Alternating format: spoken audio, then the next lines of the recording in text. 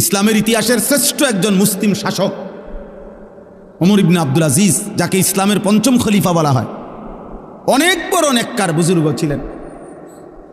ওই কিতাবে লিখছে উনি মাঝে মাঝে কবরস্থানে যাইতেন, আর কবরস্থানের দিকে তাকাইয়া নিজে নিজে বলতেন, ইয়া মাউতু মাজা ফাআলতা বিল আহিব্বা, হে মৃত্যু, হে কবর, বলো না আমার বন্ধুদের সাথে তুমি কি করেছো, আমার বন্ধুরা কোথায়? আইনাল আহবাব আইনাল আসদিকা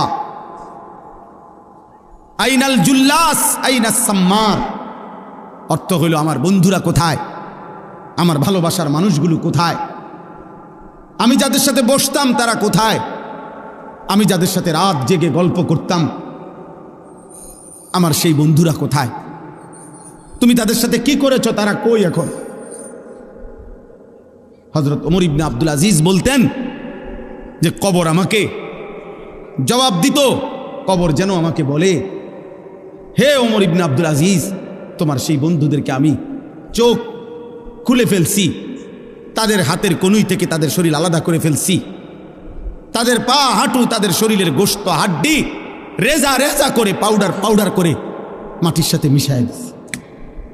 আজ তোমার বন্ধুরা কেউ নাই, আজ তোমার বন্ধুরা কেউ নাই।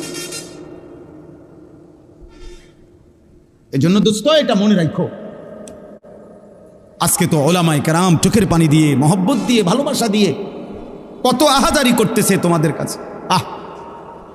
জীবনের সবচেয়ে বড় আফসোসের বিষয় রে ভাই, একটা ছেলে হলে মনে রাখো, এর চাইতে লজ্জা, এর চাইতে দুঃখ আর কি হইতে পারে যে বছরের পর বছর, দিনের পর দিন ওলামায়ে কেরাম মুসলমানের কাছে একটু নামাজ ভিক্ষা চাইতে আছে, যে কত নামাজ পড়ে।